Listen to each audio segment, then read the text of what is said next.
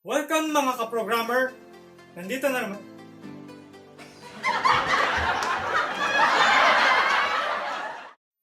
Welcome mga ka-programmer! Narito na naman tayo sa isang episode kung saan pag-uusapan natin ang 8 useful VSCode plugins for PHP developers. Simulan na natin ang ating listahan.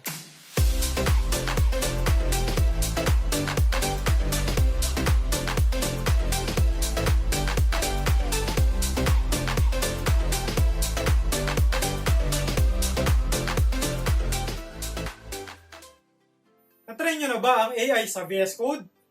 Kung hindi pa, merong dalawang active plugins para dyan. Una ay ang Kite Autocomplete, pangalawa ay ang Tab 9. Natry ko na parehas yung plugins, pero mas nagustuhan ko ang Tab 9. Ginagamit ko to for more than 3 months and satisfied ako sa autocomplete niya dahil nagbibigay siya ng complete statement rather than one word lang. Sa example na to, first letter pa lang ang tinype ko ay may suggestion na siya na isang buong statement.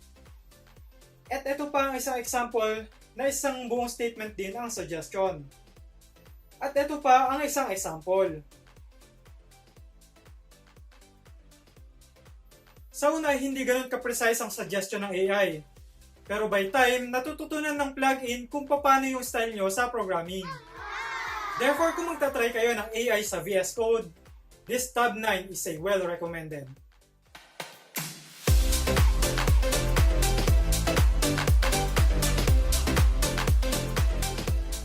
PHP-IntelliFence is a recommended plugin ng VS Code. Ang kagandahan nito, nakikita niya yung mga functions sa loob ng vendor. Ang isa sa mga benefits nito is nakikita mo yung mga unused imported classes. Tulad ng example na to. At may highlight din yung mga unused variables. Guys, huwag kayong malilito between PHP-IntelliFence at PHP-IntelliSense.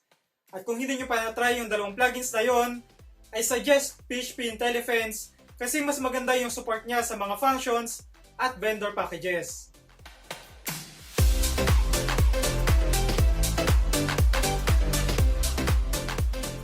PHP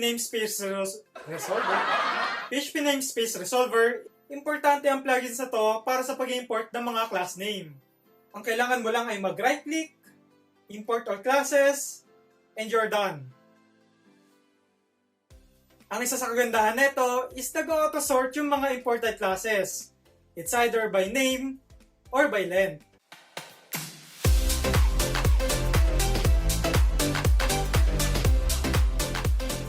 At kung meron ka namang bagong workstation at kailangan mong ilipat lahat ng files mo from old VS Code going to new, sagot na ng settings sync yan. Dahil sa settings sync, makukuha mo na lahat ng current settings, themes, plugins, keyboard shortcuts, pati na custom snippets. Ang feeling ay para ka nagko-code sa old workstation mo, ang kailangan mo lang ay i-sync ang plugin sa GitHub account mo and you're good to go.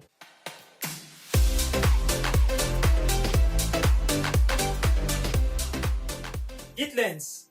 Useful ito para hindi mo na kailangan mag-command lines para makita ang history ng files. At mabilis din mag-commit ng mga files dahil GUI na to sa loob ng VS Code.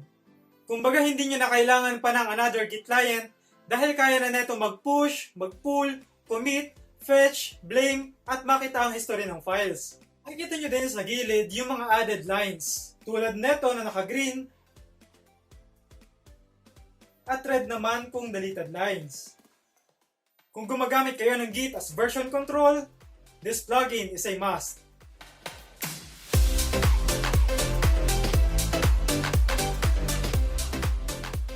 File utils, useful ito sa file management.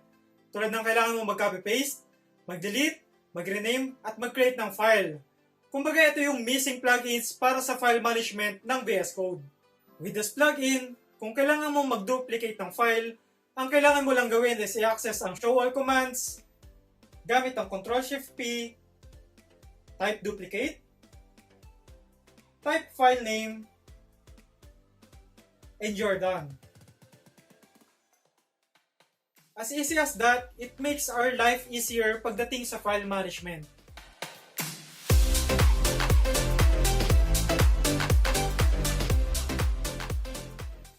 Gusto nyo bang makita yung mga updated packages sa project nyo?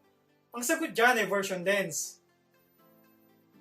Ang kailangan lang ay i-click ang button sa taas,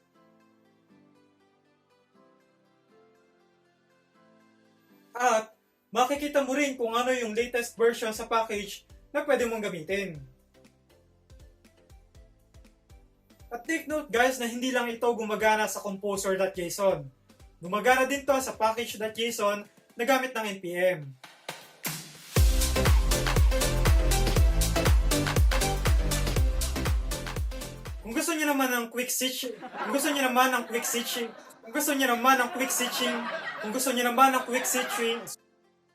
Kung gusto niyo naman ng quick switching ng case, halimbawa ay snake case, gagawing title case, at kebab case, gagawing Pascal case, madali lang yan gamit ang change case plugin. I-highlight lamang ang variable name na gusto mong palitan, and then show all commands gamit ang Ctrl-Shift-P, and then type camel for camel case, press enter, and ganun lang kadali.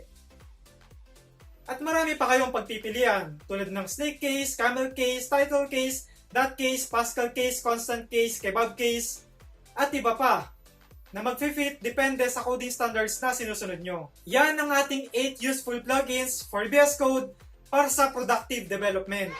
At kung may natutunan kayo guys, click lamang ang like button dito sa baba. At huwag din kalimutan mag-subscribe para sa mga future updates. Kung curious naman kayo kung magkano ang sinasahod ng mga programmer, isi-click lamang ang next video. Thank you for watching guys and happy coding!